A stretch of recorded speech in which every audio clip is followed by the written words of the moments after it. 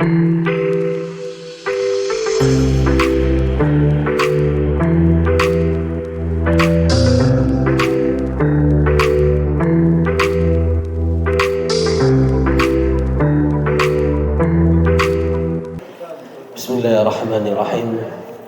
Assalamualaikum warahmatullahi wabarakatuh.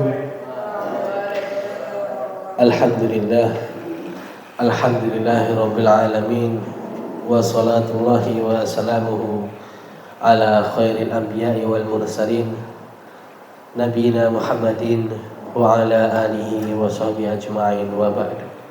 Alhamdulillah, pada kesempatan hari ini kita dapat kembali mengkaji tentang fikih, yaitu dengan kitab Fathul Qarib Al-Mujib yang dipandu, yang dikolaborasikan dengan Himpunan Putusan Tarjih Muhammadiyah.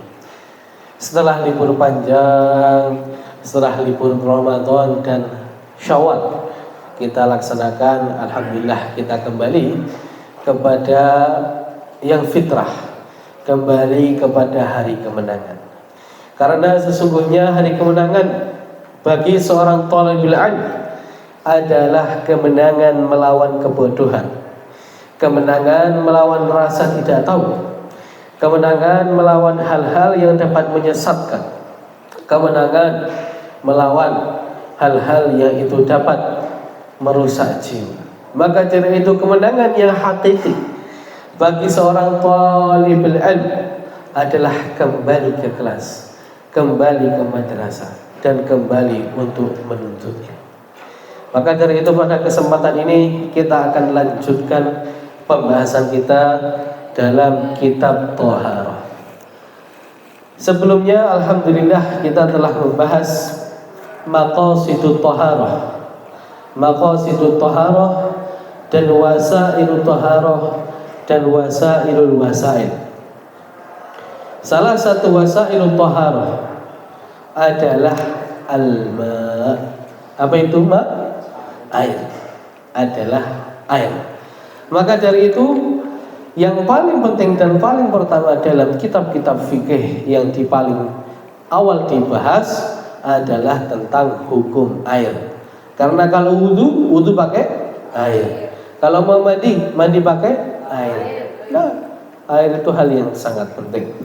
Karena sangat penting ini juga pimpinan pusat Muhammadiyah Majelis Tarjih merumuskan himpunan putusan Tarjih Muhammadiyah dalam khusus air yang dinamakan fikih air. Nah, ini yang akan kita pelajari juga dalam bab air ini. Nah, maka dari itu sebelumnya akan kita bahas dan bacakan apa saja macam-macam air itu, dan apa saja air yang boleh untuk dilakukan, untuk diambil untuk bersuci. Maka dari itu mari bersama-sama kita mengkaji. Silakan diambil kitabnya semuanya dan dibaca. Nah,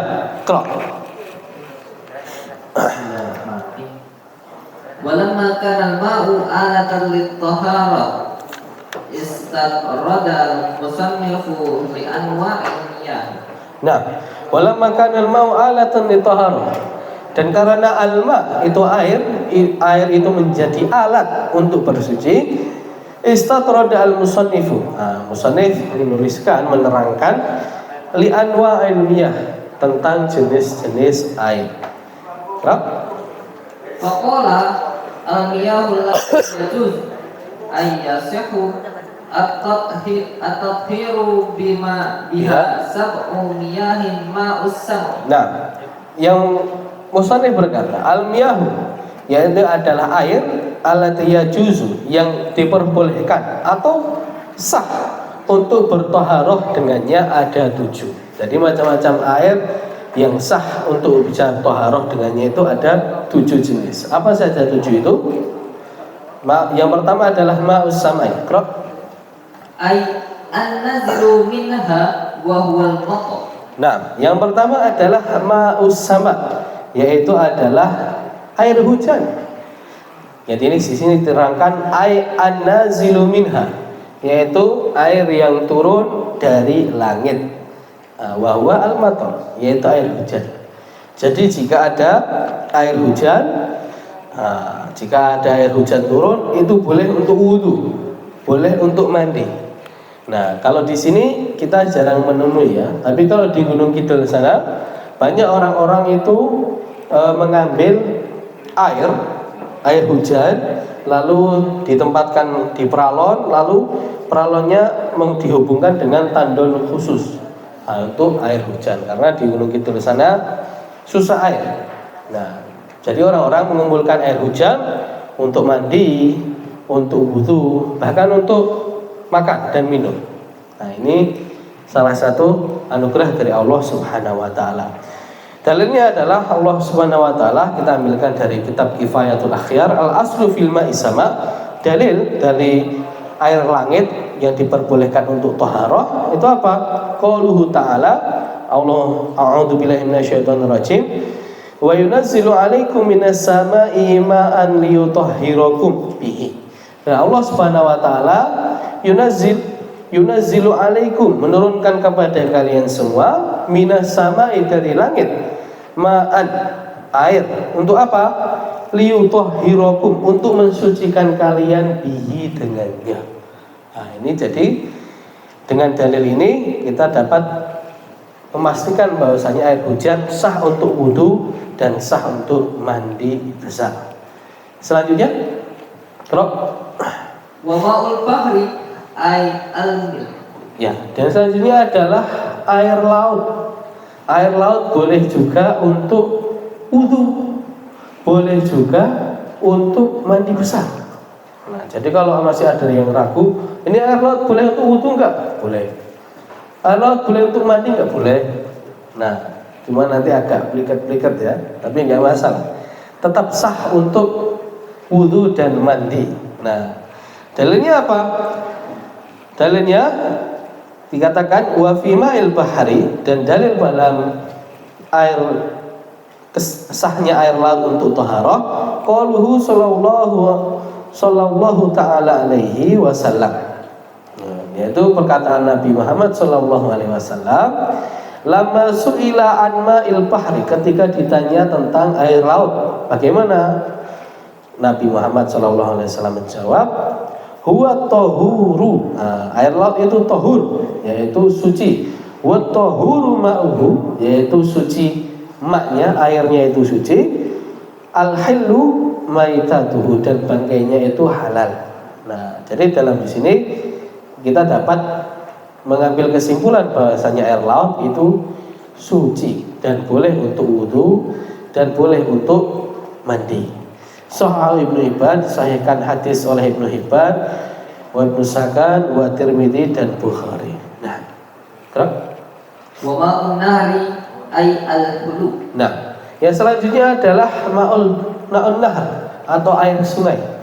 Jadi air sungai boleh untuk bersuci, ya. Air sungai boleh untuk bersuci. Dan di sini ada tafsiran menarik dari kitab Fathul Qarib, ada tafsiran menarik bahwasanya ma'un nahri atau air sungai itu artinya al-hulu atau manis. Kok bisa air sungai ini manis? Kalau kita selidiki baik-baik, kalau kita sedang minum air mineral itu, kalau agak lama sedikit ada sedikit manis-manisnya.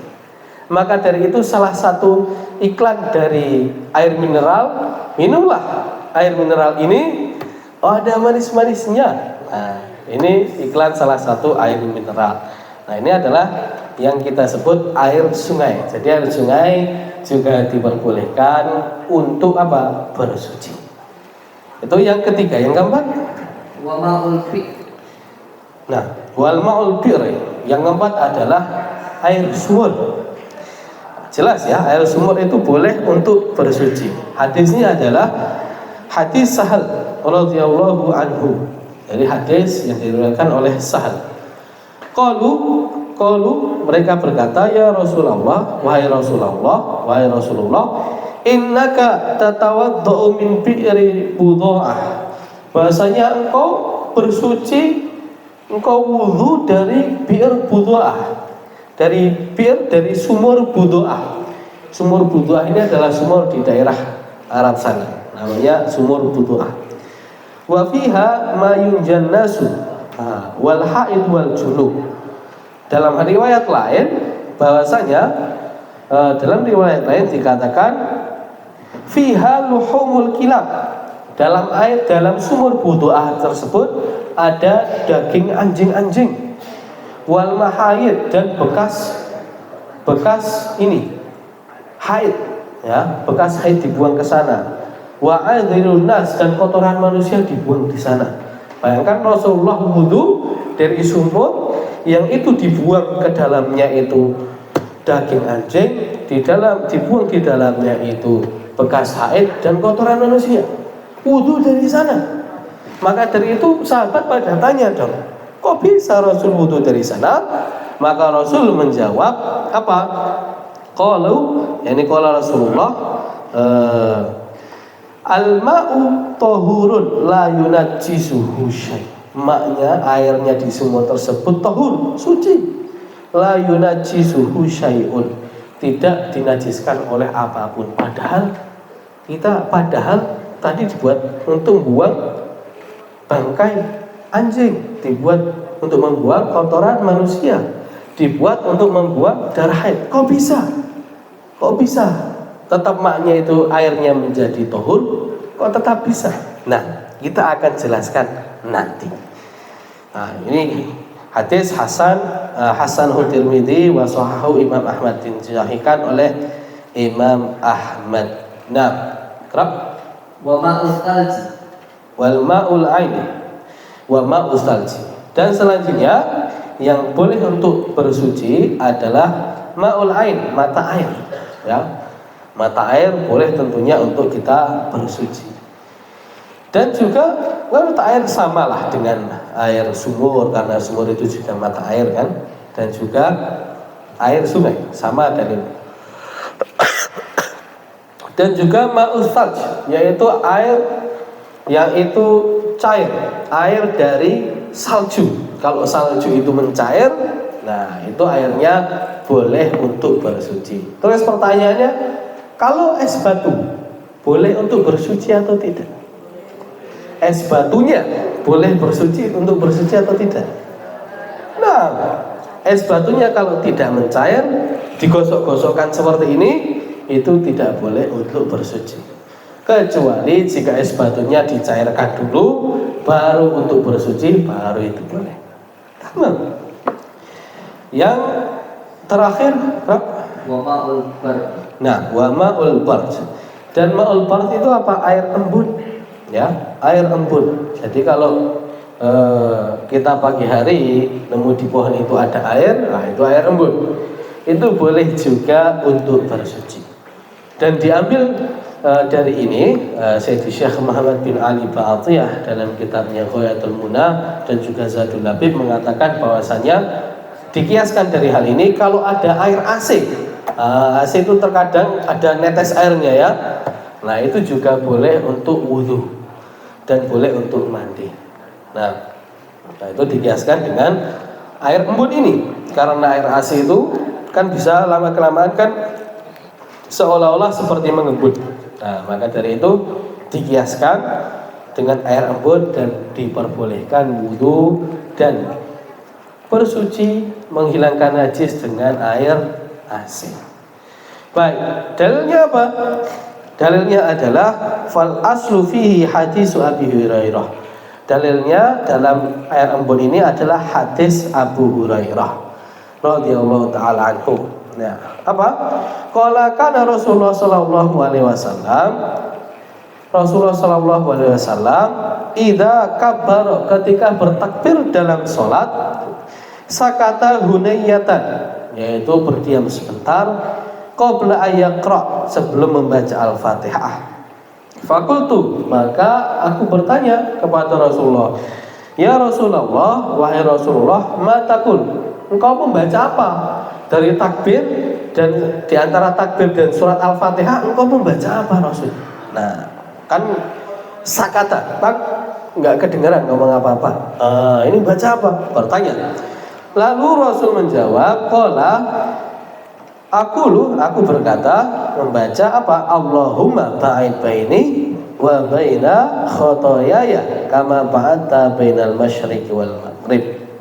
Allahumma naqini minal khotoyaya kama yunaqqu thawbul abyadu minad danas. Yang terakhir ini adalah kuncinya.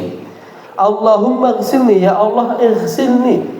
Nah, yaitu mandikanlah aku, sucikanlah aku min khotoyaya, dari segenap kesalahanku, bil ma'i thalji, dengan air salju, wal barad, dan air embun. Nah, disinilah dalil diperbolehkannya air salju dan air embun untuk apa? Untuk bertoharah, untuk mandi dan untuk wudhu. Nah, ini hadis riwayat Bukhari Muslim. Jadi ada 7 ya, ada 7 air yang ini diperbolehkan untuk bersuci, dan 7 air ini selama belum berubah nanti akan mendapatkan predikat air mutlak. Yang air mutlak ini suci mensucikan, yang itu nanti akan kita bahas setelah ini. 7 itu adalah air hujan, air laut, air sungai, air sumur, mata air, air salju, dan air embun. Nah, ini adalah 7 air yang diperbolehkan atau sah untuk bertoharoh dengannya. Lalu supaya gampang mengingat 7 ini gimana? Nah, musannif akan mengatakan setelah ini. Kerap? Wa yasma'u hadhihi sab'ah qaulaka ma nazzala minas sama'i aw naba'a minal ardi ala ayyi sifatin kana min asli khulq. Nah, supaya gampang mengingat-ingat 7 air ini diringkas menjadi apa? Ma nazzala minas sama', segala air yang turun dari langit, au naba'a minal ard, atau muncul dari bumi, ala ayyi sifatin kana, dengan sifat bagaimanapun, entah itu airnya asin seperti air laut atau airnya itu tawar, ala ayyi sifatin kana min asil khilqah, dari segala sifat yang itu pada asalnya memang seperti itu. Nah, ini jadi segala air yang itu turun dari langit atau muncul dari bumi, yang masih dengan sifatnya yang asli, sifatnya yang murni. Maksudnya bagaimana? Kalau air laut ya sifatnya asinnya asin. Nanti kalau air laut berubah jadi pahit, nah itu udah berbeda cerita. Nah, kalau misalkan air sungai ya masih sama, mata air sama, bening, tawar, tidak berubah. Nah, ini air yang seperti ini adalah air yang diperbolehkan untuk toharah. Jadi ini adalah 7 air yang itu diperbolehkan untuk toharah, bersuci atau bersuci dengan wudhu, menghilangkan najis, dan mandi. Lalu setelah ini akan kita bahas jenis-jenis air secara rinci yang dulu ketika kelas 1 pernah dipelajari, tapi kita akan rincikan pembahasan di sini, yaitu air terbagi menjadi 4 jenis. Nah, apa saja 4 jenis tersebut? Kerap. Tsummal miyahu tanqasimu ala arba'ati aqsam. Nah, ahaduha tahirun fi nafsihi mutahhirun li ghairihi ghairu makruhin isti'maluhu. Nah, yang pertama adalah air yang suci. Ya, dia suci, airnya ini suci, mutahhirun li ghairihi, dan mensucikan. Air suci yang mensucikan, ghairu makruhin, yang tidak makruh. Nah, suci mensucikan tidak makruh. Nah, suci mensucikan tidak makruh. Ingat-ingat ya, suci mensucikan tidak makruh.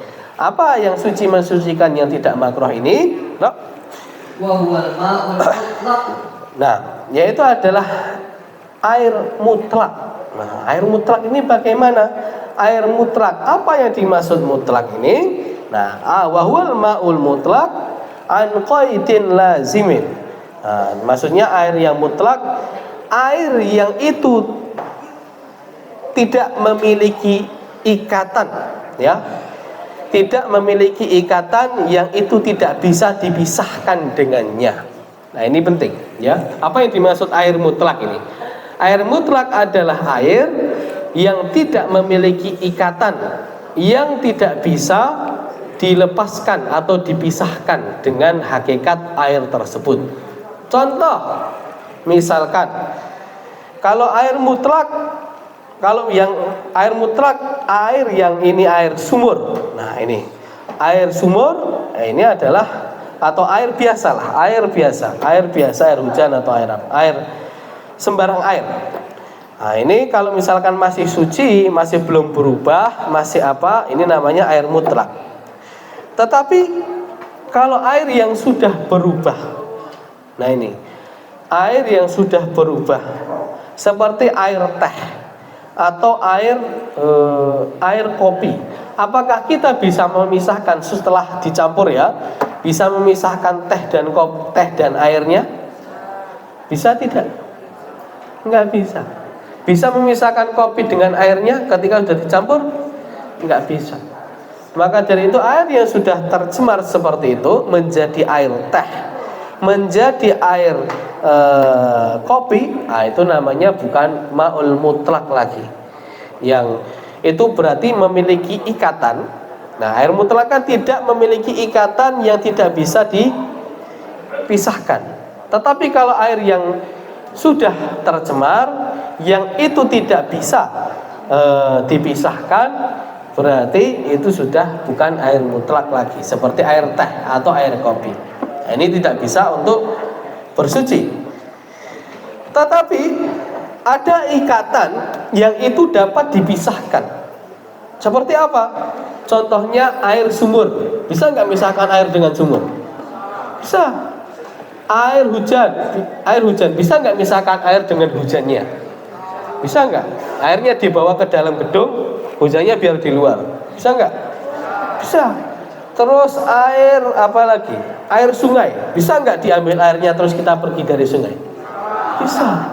Jadi kalau air yang memiliki ikatan, yang munfak, yang itu bisa dipisahkan antara zatnya air dan zatnya yang terikat tersebut, maka itu adalah tetap namanya air mutlak.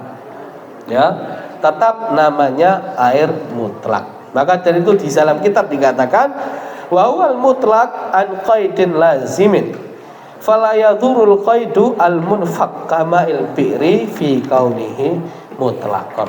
Jadi itu adalah air mutlak. Pada intinya air yang 7 di awal tadi kita katakan adalah semuanya jika belum berubah, jika belum terkena najis, jika belum dipakai masih asli seperti itu, itulah air mutlak yang 7 itu tadi. Ya, itulah air mutlak yang dapat kita gunakan untuk apa? Untuk bisa bersuci. Nah, ini adalah jenis air yang pertama. Jenis air yang kedua, sampai sebelum kedua semuanya bisa dipahami? Ya. Nah, yang kedua adalah Wasani tahirun mutahhirun makruhun isti'maluhu fi badani la fi thawb.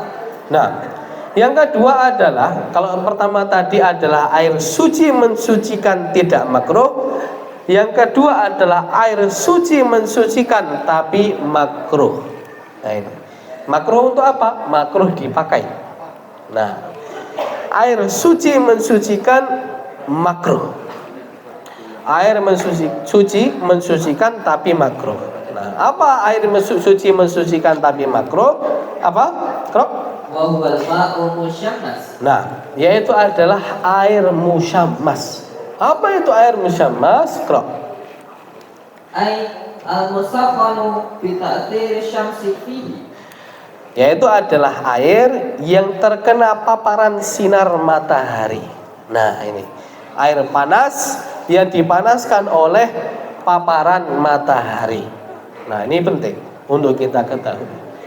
Jadi air yang terkena paparan matahari itu makruh ya untuk digunakan untuk bersuci.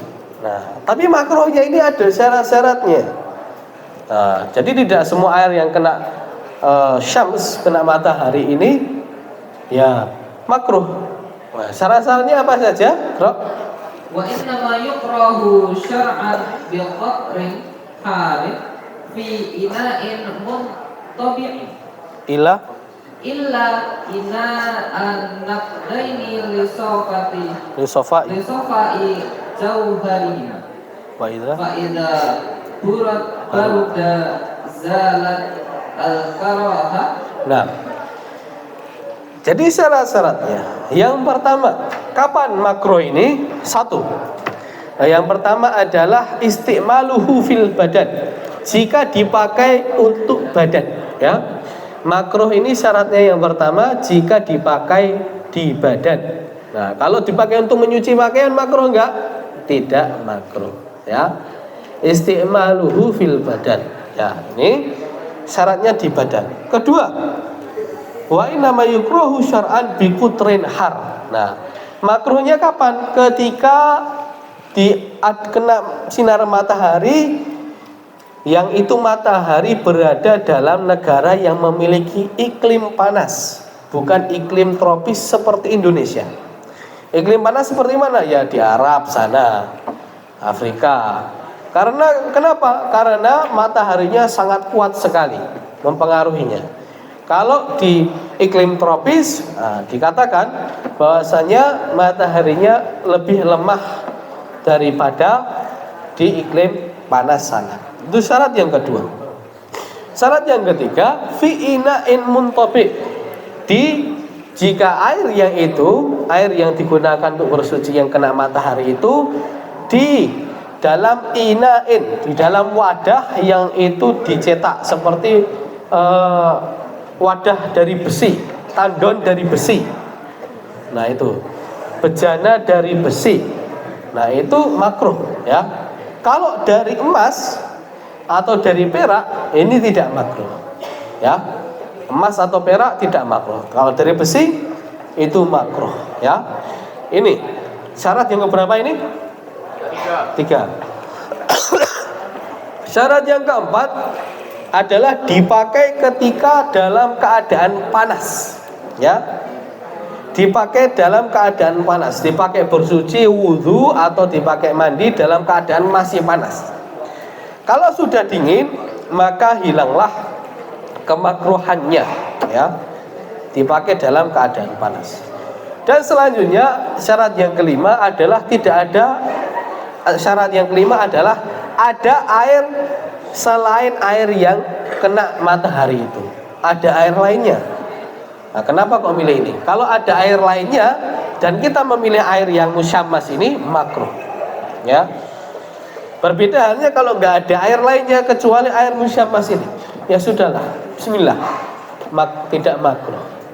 Nah, jadi ini adalah syarat-syarat ma'ul musyammas, air musyammas menjadi makruh.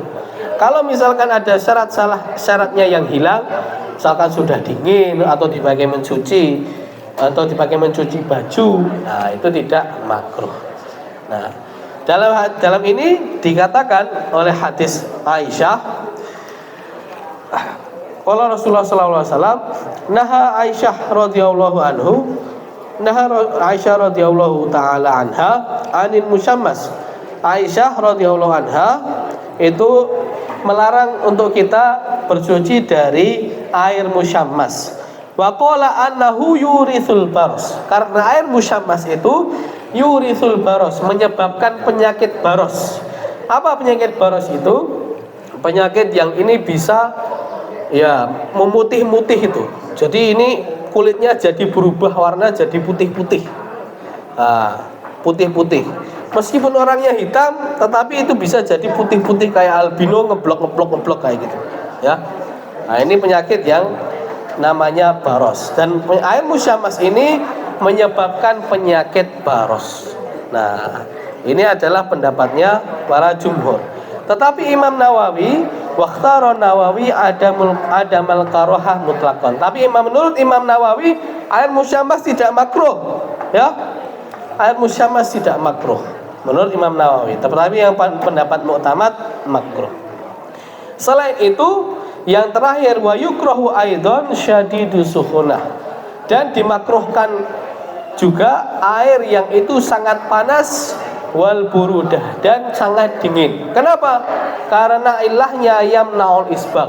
Kalau kita wudu atau mandi pakai air yang panas atau air yang sangat dingin, mesti kita pengen cepet-cepet wudunya selesai, cepet-cepet mandinya selesai. Karena keburu kedinginan, keburu kepanasan. Nah, karena cepet-cepet ini terkadang ada anggota tubuh yang terlewat. Maka dari itu ini menjadi hal yang makruh. Maka dari itu inilah dua jenis air yang sudah kita pelajari hari ini, yaitu suci mensucikan tidak makruh dan suci mensucikan tetapi makruh. Masih ada dua jenis lagi yang panjang pembahasannya, yaitu adalah air suci yang tidak mensucikan dan air yang memang tidak suci atau air najis. Kapan kita mengetahuinya? Insya Allah minggu depan kita akan mempelajarinya. Tamam. Baik, kita cukupkan kajiannya hari ini sekian. Maka dari itu hayya nakhtatim dirasatana bi qiraatil hamdalah. Alhamdulillahirabbil alamin. Sekian dari saya, banyak salahnya mohon maaf. Billahi fisabil haq. Wassalamualaikum warahmatullahi wabarakatuh.